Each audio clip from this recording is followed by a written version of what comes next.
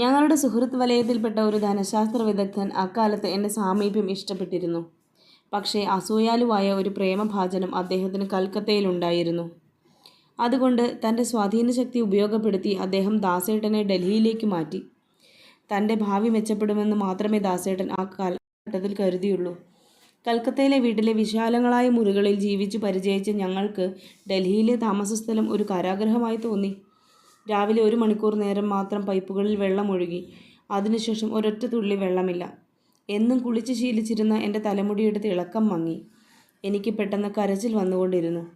ഞങ്ങളുടെ വീട്ടുസാമാനങ്ങൾ ഡൽഹിയിലേക്ക് എത്തിയത് പകുതിയും പൊട്ടിയും പൊളിഞ്ഞുമാണ്. കൊല്ലത്തിൻ്റെ അവസാന ഭാഗത്തിൽ കുട്ടികളെ സ്കൂളിൽ ചേർക്കുവാനും ഞങ്ങൾക്ക് പലരുടെ മുൻപിലും തല കുനിക്കേണ്ടി വന്നു. ഡൽഹിയിലെത്തിയിട്ട് ഒരാഴ്ചയാവുമ്പോൾ എനിക്കൊരു കമ്പി കിട്ടി. അച്ഛന് ഒരു ഹാർട്ട് അറ്റാക്ക് ഉണ്ടായെന്നും ഞാൻ ഉടനെ കോഴിക്കോട്ടേക്ക് ചെല്ലണമെന്നുമായിരുന്നു അതിൻ്റെ സന്ദേശം. അച്ഛൻ എൻ്റെ സുരക്ഷിതത്വത്തിൻ്റെ അടിത്തൂണായിരുന്നു. എന്തു പറ്റിയാലും അച്ഛൻ്റെ അടുത്ത് ചെല്ലുമ്പോൾ അവിടെ എനിക്കൊരു അഭയം കിട്ടുമെന്ന് ഞാൻ വിശ്വസിച്ചിരുന്നു. ഞാൻ പിറ്റേ ദിവസം വിമാനം കയറി മദിരാശിയിലെത്തിയപ്പോൾ തന്നെ നേരം ഇരുട്ടിയിരുന്നു. ടാക്സി പിടിച്ച് ധൃതിയിൽ റെയിൽവേ സ്റ്റേഷനിലെത്തിയപ്പോൾ പ്ലാറ്റ്ഫോമിൽ 2ാം വിസിലും കാത്ത് വണ്ടി തയ്യാറായി നിൽക്കുകയായിരുന്നു. പ്ലാറ്റ്ഫോം ടിക്കറ്റ് മാത്രം മേടിച്ച് ഞാൻ ഓടിച്ചെന്ന് വണ്ടിയിൽ കയറി. പിറ്റേ ദിവസം രാവിലെ വീട്ടിലെത്തിയപ്പോൾ മുകളിലെ ഇടനാഴിയിൽ അച്ഛൻ മയങ്ങി കിടക്കുകയായിരുന്നു. എന്നെ കണ്ടപ്പോൾ അച്ഛൻ കരഞ്ഞു. ജീവൻ കൊടുത്തും അച്ഛനെ മരണത്തിൽ നിന്ന് രക്ഷിക്കണമെന്ന് ഞാൻ നിശ്ചയിച്ചു. അന്ന് അച്ഛൻ്റെ 4 മക്കളും കോഴിക്കോടായിരുന്നു. എൻ്റെ ജ്യേഷ്ഠനും അനുജനും ജോലിയുണ്ടായിരുന്നു. അനുജത്തി പഠിക്കുകയായിരുന്നു. അമ്മയാണെങ്കിൽ സംഭ്രമം കൊണ്ട് ക്ഷീണിതയായി കാണപ്പെട്ടു. അതുകൊണ്ട് അച്ഛന് ദീനം മാറുന്നത് വരെ അവിടെ താമസിക്കുവാനും അദ്ദേഹത്തെ ശുശ്രൂഷിക്കുവാനും ഞാൻ തീരുമാനിച്ചു. ഇടനാഴിക്കപ്പുറം ഒരു ടെറസായിരുന്നു. അവിടെ വരി വരിയായി മെത്തകൾ വിരിച്ച് ഞങ്ങളെല്ലാവരും കിടന്നു. അച്ഛൻ്റെ കട്ടിലിന് താഴെ നിലത്ത് ഒരു മെത്ത വിരിച്ച് അമ്മയോ ഞാനോ കിടന്നു.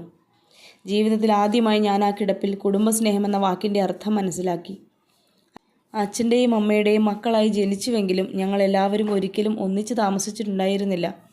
അന്ന് ആദ്യമായി അച്ഛന് ദീനം പിടിപെട്ടപ്പോഴാണ് അതുണ്ടായത്. അച്ഛന് രാത്രികളിൽ ഞങ്ങളുടെ സംഭാഷണം ശ്രദ്ധിച്ചുകൊണ്ട് കിടക്കുമ്പോൾ വളരെ ആനന്ദം തോന്നിയിരിക്കണം. എന്തെന്നാൽ അദ്ദേഹത്തിന് വേഗത്തിൽ ദീനം സുഖപ്പെട്ടു.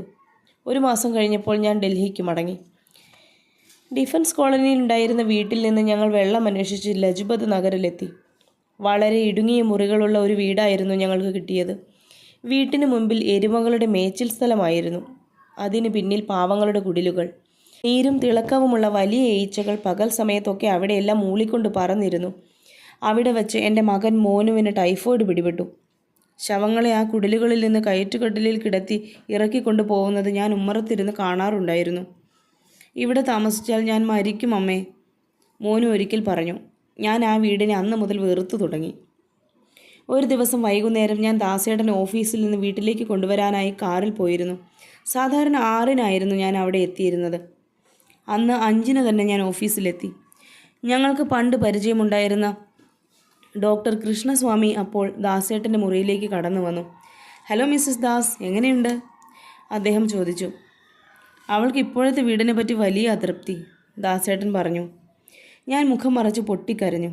എൻ്റെ ഞരമ്പുകൾ ആകെ തളർന്നു കഴിഞ്ഞിരുന്നു. ഉടനെ തന്നെ ഡോക്ടർ കൃഷ്ണസ്വാമി തൻ്റെ ഒരു സ്നേഹിതന് ഫോൺ ചെയ്ത് ഞങ്ങൾക്ക് താമസിക്കുവാനായി ഒരു വീട് കണ്ടുപിടിച്ചു തന്നു. ഞാൻ ആഹ്ലാദഭരിതയായി വീട്ടിലേക്ക് മടങ്ങി. അന്ന് ഇടയ്ക്കിടയ്ക്ക് ഞങ്ങളെ സന്ദർശിക്കാറുള്ള ഒരു സുഹൃത്ത് VKN എന്നു പേരുള്ള സുപ്രസിദ്ധ നോവലിസ്റ്റ് ആയിരുന്നു.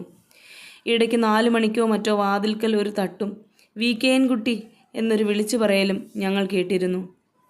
2 കട്ടിലിട്ട് കഴിഞ്ഞപ്പോൾ നടക്കാനും കൂടി സ്ഥലമില്ലാതായ മുറിയിൽ തന്നെ ഞങ്ങൾ അദ്ദേഹത്തെ സ്വീകരിക്കും. ഒരു കട്ടിലിൽ മോനു രോഗബാധിതനായി കിടന്നു. VKN രുചിയേറിയ ഭക്ഷണ പദാർത്ഥങ്ങളെ പറ്റിയാണ് അധികവും സംസാരിച്ചിരുന്നത്. അദ്ദേഹത്തിൻ്റെ സംഭാഷണം എല്ലായ്പ്പോഴും എൻ്റെ മക്കളെ രസിപ്പിച്ചു. VKN വീട് മാറുന്നതിൽ ഞങ്ങളെ സഹായിക്കാനെത്തി. സൗത്ത് എക്സ്റ്റൻഷൻ എന്ന സ്ഥലത്തായിരുന്നു വീട്. വീട്ടുടമസ്ഥൻ താഴെ നിലയിൽ താമസിച്ചിരുന്നു. ഞങ്ങളുടെ വീടിൻ്റെ തുടക്കം പൂത്ത റങ്കൂൺ ക്രീപ്പർ പൊതിഞ്ഞ ഒരു കോണിയിലായിരുന്നു. മുകളിലെത്തിയാൽ തെരുവിലേക്ക് നോക്കുന്ന ഒരു വരാന്ത. അതിന് പിന്നിൽ ഓഫീസ് മുറി, സൽക്കാരമുറി, 2 കിടപ്പുമുറികൾ, അടുക്കളയും. അടുക്കളയുടെ മുമ്പിലുള്ള വരാന്തയിൽ ഞങ്ങൾ മേശയും കസാലകളും ഇട്ട് അത് ഭക്ഷണമുറിയാക്കി, സ്ഥലം പോരാത്തതുകൊണ്ട്. ഞാൻ സാധിക്കുമ്പോഴൊക്കെ വീട്ടിൽ നിന്ന് പുറത്ത് നടന്നുകൊണ്ടിരുന്നു. ഞങ്ങളുടെ വീടിൻ്റെ 1/2 ഫർലോങ് അകലെ ലാഗബാന എന്നു പേരുള്ള ഒരു ഭക്ഷണശാലയുണ്ടായിരുന്നു. ഒരു മരത്തിൻ്റെ ചുറ്റും മേശകളും കസാലകളും ഇട്ട് ചുമരും വെച്ച് ഒരു പർണശാല പോലെ തണലും ഭംഗിയുമുള്ള ഒരിടം. അവിടെ ഞാനും മക്കളും പലപ്പോഴും പോയി. എൻ്റെ മൂത്ത മകൻ സസ്യഭുക്കായിരുന്നു. പക്ഷേ രണ്ടാമത്തെ മകന് കോഴിയിറച്ചി ഇഷ്ടമായിരുന്നു. ലാക്കബാനായിൽ വെച്ച് ഞങ്ങൾ വെജിറ്റബിൾ ബിരിയാണിയും പൊരിച്ച കോഴിയും പാൽക്കട്ടിയും പട്ടാണി പയറും കൂട്ടിയുണ്ടാക്കിയ മസാലക്കറിയും ഐസ്ക്രീമും കഴിച്ചു. ഓരോ തവണയും അവിടെ നിന്ന് ആഹാരം കഴിച്ചതിന് ശേഷം ഞങ്ങൾ 3 പേരും കൈകോർത്തുകൊണ്ട് പുതുതായി വന്ന പീടികകളുടെ പ്രദർശന ജനവാതിലുകൾ നോക്കിക്കൊണ്ട് സാവധാനത്തിൽ വീട്ടിലേക്ക് മടങ്ങി. ഞങ്ങൾ കണ്ട വസ്തുക്കളെയെല്ലാം എൻ്റെ രണ്ടാമത്തെ മകൻ പ്രിയദർശന് ബോധിച്ചു. എനിക്ക് ഇതൊക്കെ എപ്പോഴാണ് വാങ്ങിത്തരിക? അവൻ ചോദിച്ചു. ഞാൻ അന്ന് സാധാരണയായി കവിതകൾ പ്രസിദ്ധപ്പെടുത്താറുണ്ടായിരുന്നു. വിദേശത്തു നിന്ന് ഒരു കവിതാ സമ്മാനവും എനിക്ക് ആയിടയ്ക്ക് കിട്ടിക്കഴിഞ്ഞിരുന്നു. അതിനാൽ സംസ്കൃത ചിത്തരാണെന്ന് സ്വയം അഭിമാനിക്കുന്ന പല ചെറുപ്പക്കാരും എന്നെ പരിചയപ്പെടുവാൻ ഉത്സാഹം പ്രകടിപ്പിച്ചു. വിദേശീയ സിനിമകളുടെ ഒരു പ്രദർശനം നടന്നുകൊണ്ടിരിക്കുമ്പോൾ അവരിൽ ഓരോരുത്തരും എന്നെ ഓരോ ദിവസം തങ്ങളുടെ ഭാര്യ എന്ന വ്യാജേന അകത്തു കടത്തി പടം കാണിച്ചു തന്നു. ഓരോ ദിവസവും ഓരോ ആകൃതിയിൽ ഞാൻ സിനിമയ്ക്ക് പോയി. പ്രച്ഛന്ന വേഷധാരണം ഞാൻ കുട്ടിക്കാലം മുതൽക്കേ ഇഷ്ടപ്പെട്ടിരുന്ന ഒരു വിനോദമായിരുന്നു. അന്ന് എനിക്ക് വളരെ ചുരുക്കം സാരികളെ ഉണ്ടായിരുന്നുള്ളൂ. വേഷം അല്പം മുഷിഞ്ഞതാണെന്ന് തോന്നുമ്പോൾ ഞാൻ കവിളുകൾ തിരുമ്മി ചുവപ്പിക്കും. അതോടെ എൻ്റെ ആത്മവിശ്വാസം വർദ്ധിക്കുകയും ചെയ്യും. എൻ്റെ പ്രിയപ്പെട്ട സുഹൃത്തായ പോൾ എന്നെ ആദ്യമായി ഒരു വൈകുന്നേരം സ്കൂട്ടർ റിക്ഷയിൽ കയറ്റി. ഞങ്ങൾ ആദ്യം ലാബനീം എന്ന ഭക്ഷണശാലയിൽ പോയി. മെഴുകുതിരിയുടെ നേർത്ത വെളിച്ചത്തിൽ ഇരുന്നു കൊണ്ട് ചൈനീസ് ചായയും ചീസ് സാൻഡ്വിച്ചും കഴിച്ചു. ചൈനീസ് ചായ കുടിച്ച് ശീലമുണ്ടെന്ന് അഭിനയിച്ചു കൊണ്ടാണ് ഞാൻ അതിന് ഓർഡർ കൊടുത്തത്. ഞാൻ വാസ്തവത്തിൽ അത് ആദ്യമായി കുടിക്കുകയായിരുന്നു.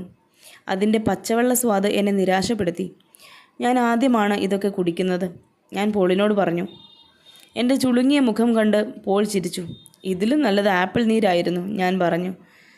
ഞങ്ങൾ 2 കുപ്പി ആപ്പിൾ നീര് വാങ്ങിക്കൊണ്ട് ഒരു സ്കൂട്ടർ റിക്ഷയിൽ കയറി. ഞങ്ങൾ കുപ്പിയെടുത്ത് മോന്തുന്നത് കണ്ട് ഡ്രൈവർ നീരസത്തോടെ പറഞ്ഞു, ഇതിൻ്റെ ഉള്ളിൽ വെച്ച് മദ്യം കുടിക്കരുത്, പോലീസ് എന്നെയാണ് പിടിക്കുക. മദ്യമോ? പോൾ ചോദിച്ചു. കുറച്ച് സ്വാദ് നോക്കൂ സഹോദര, ഇത് വെറും ആപ്പിൾ ജ്യൂസാണ്. ഡൽഹിയിലെ മിക്ക നിരത്തുകളുടെയും വക്കത്തും സുഗന്ധികളായ മരങ്ങൾ വളർന്നു നിൽക്കുന്നത് കാണാം. സന്ധ്യയ്ക്ക് തോട്ടിവർഗ്ഗക്കാർ വീണുകിടക്കുന്ന ഇലകൾ അടിച്ചു വാരിക്കൂട്ടി ചെറിയ തീക്കുണ്ടങ്ങൾ ഉണ്ടാക്കിയിരുന്നു. ഉണങ്ങിയ ഇലകളുടെ ആ ധൂമപടലത്തിൽ കൂടി, ആ കനത്ത സുഗന്ധത്തിൽ കൂടി ഞങ്ങൾ ചിരിച്ചുകൊണ്ട് സവാരി ചെയ്തു. ഒടുവിൽ വൈകി ജോലി എടുത്തുകൊണ്ടിരുന്ന ദാസേട്ടൻ്റെ ഓഫീസ് മുറിയിലെത്തിയപ്പോൾ അദ്ദേഹം പറഞ്ഞു, നീ ഇന്ന് എത്ര സന്തോഷവതിയായിരിക്കുന്നു ആമി. പോൾ ലജ്ജിച്ച് തല താഴ്ത്തി.